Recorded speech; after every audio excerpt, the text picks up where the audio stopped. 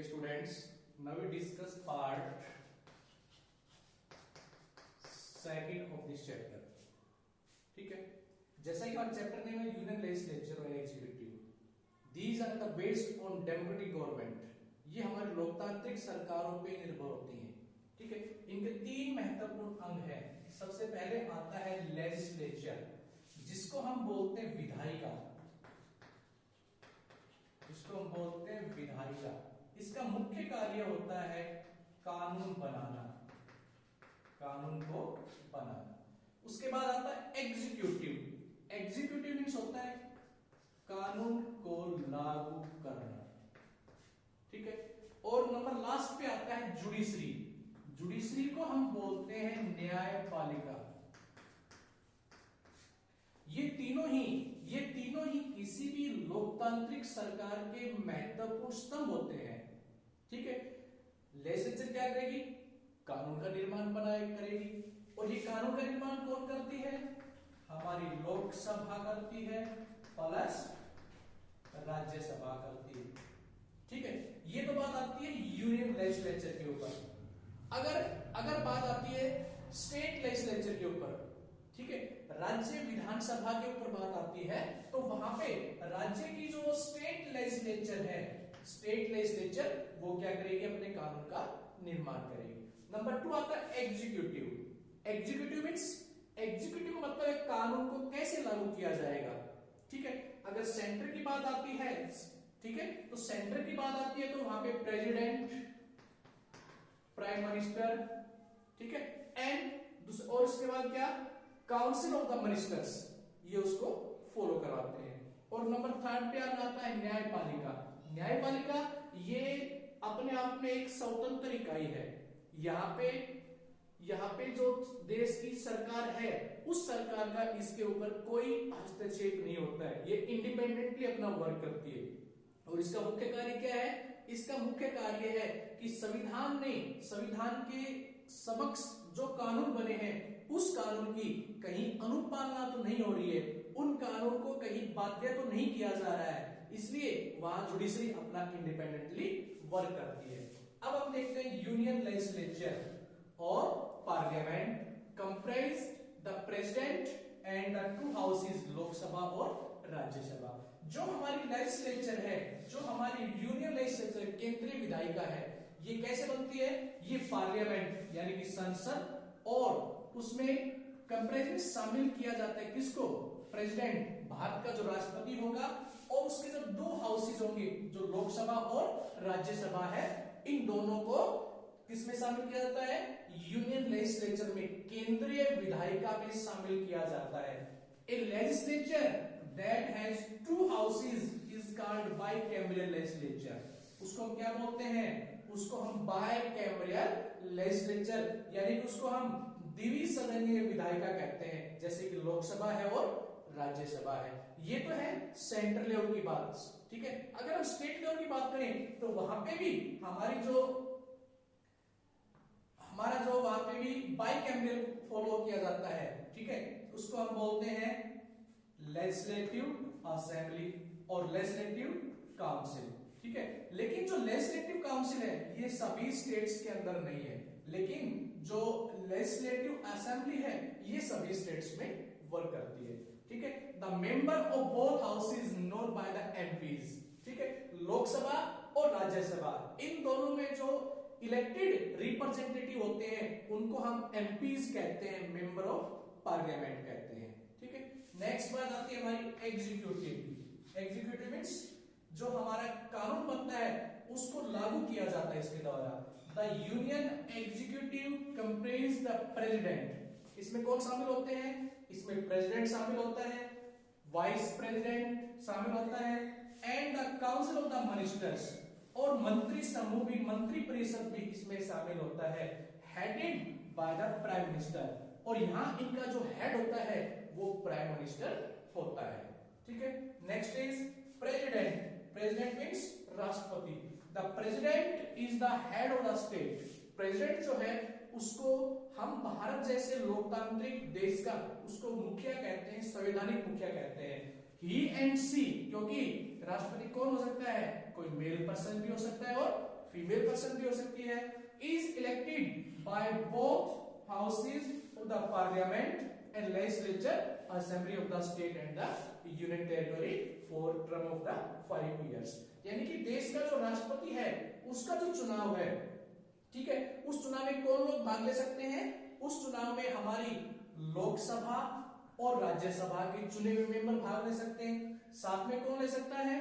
States, राज्य में, और जो हमारी यूनियन टेरिटोरीज हैं, यहाँ पे जो रिप्रेजेंटेटिव है वो यहाँ पे शामिल हो सकते हैं। और राष्ट्रपति का जो चुनाव होता है वो 5 साल के लिए किया जाता है। और राष्ट्रपति के चुनाव के लिए क्वालिफिकेशंस की भी रिक्वायरमेंट होती है। तो राष्ट्रपति के चुनाव के लिए क्या क्या क्वालिफिकेशन होनी चाहिए? वो सेम क्वालिफिकेशन जो एक मेंबर ऑफ लोकसभा के लिए होती है वो होनी चाहिए। लेकिन यहाँ पे जो राष्ट्रपति के चुनाव के लिए जो एज है वो 35 से कम भी नहीं होनी चाहिए। ठीक है, अभी एक थर्ड वीडियो और आएगा, उसमें हम और कुछ महत्वपूर्ण चीजें सीखेंगे।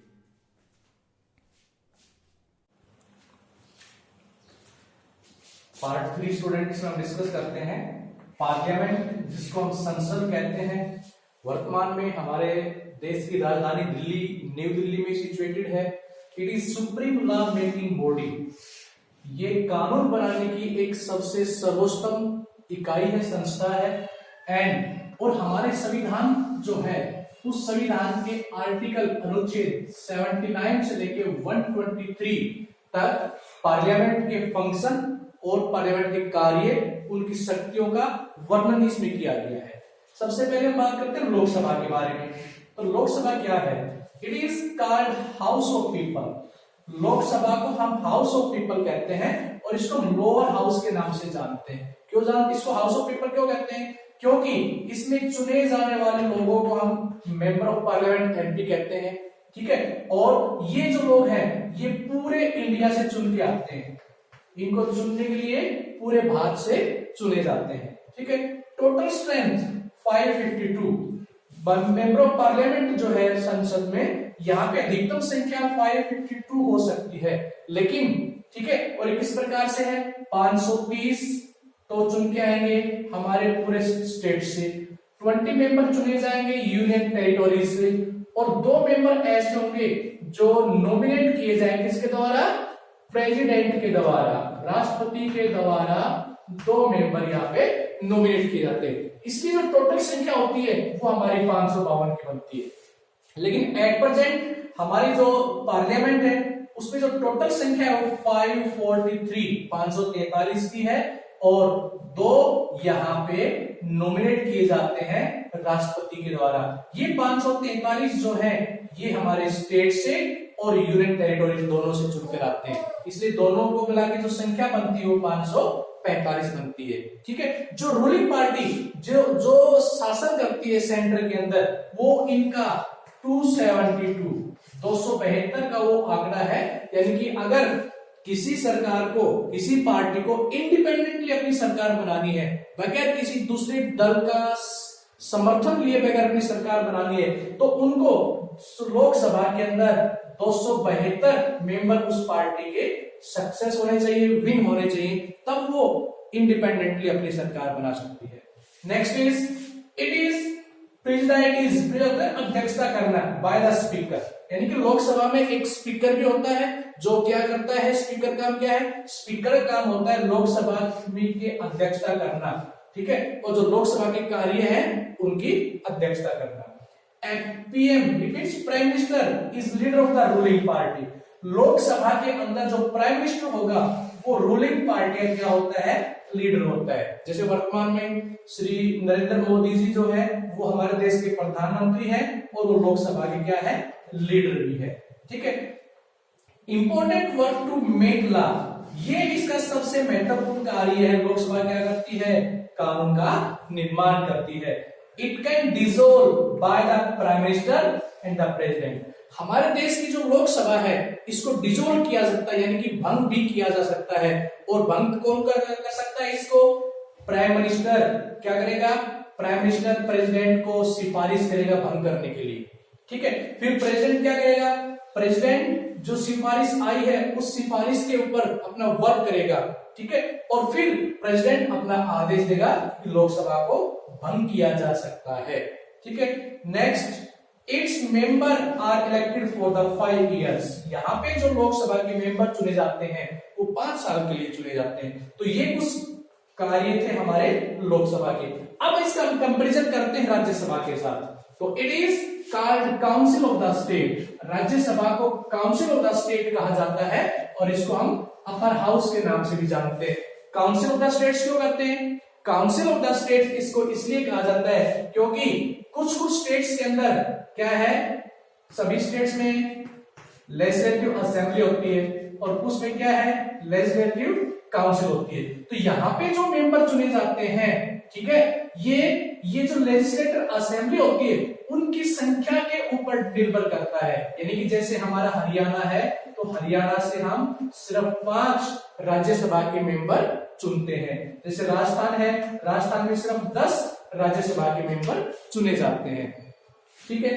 Total strength 250। यहाँ पे राज्यसभा के जो मेंबर होते हैं उनकी टोटल स्ट्रेंथ जो होगी वो यहाँ पे 250 होगी। यानी कि 238 कहां से चुने जाएंगे, स्टेट्स प्लस यूनियन टेरिटोरी से चुने जाएंगे, एंड 12 बाय द प्रेसिडेंट। यानी कि जो राज्यसभा है इसमें कुल 250 मेंबर होते हैं।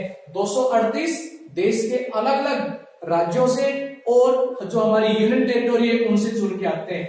12 सदस्य ऐसे होते हैं जिनको हमारा राष्ट्रपति नॉमिनेट करता है। और ये 12 कौन हो सकते हैं? ये साइंस गतिविधियों से जुड़े व्यक्ति हो सकते हैं, स्पोर्ट्स पर्सन हो सकते हैं, ये सोशल एक्टिविस्ट हो सकते हैं ये, ठीक है। और इनके साथ साथ दूसरे जो बहुत ही प्रसिद्ध फेमस पर्सन है वो भी इसमें शामिल हो सकते हैं। It is presided by the vice president. यानी कि जो हमारी राज्यसभा है इसकी जो अध्यक्षता करते हैं वो हमारे वाइस प्रेसिडेंट करते हैं। It is never dissolve. ये एक स्थायी सदन है, इसको हम कभी भी भंग नहीं कर सकते हैं। लोकसभा क्या है, प्राइम मिनिस्टर की सिफारिश पे प्रेसिडेंट इसको भंग कर सकता है, लेकिन नेवर डिजोल्व, इसको कभी समाप्त नहीं किया जा सकता है। इसलिए इसको हम लोकसभा का, पार्लियामेंट का, इसको हम स्थायी सदन कहते हैं। Its member are elected for 6 years। इसमें चुने जाने वाले जो मेंबर है वो 6 साल के लिए चुने जाते हैं, जबकि लोकसभा में कितने, 5 सालों के लिए चुने जाते हैं। इट्स 1/3, इसके जो 1/3 मेंबर हैं are retired after every 2 years। प्रत्येक 2 साल के बाद इसके जो 1/3 मेंबर हैं वो रिटायर्ड हो जाते हैं और उनके स्थान पे नए व्यक्तियों को चुन लिया जाता है। ठीक है। अब इसके बाद बात करते हैं budget session of the parliament.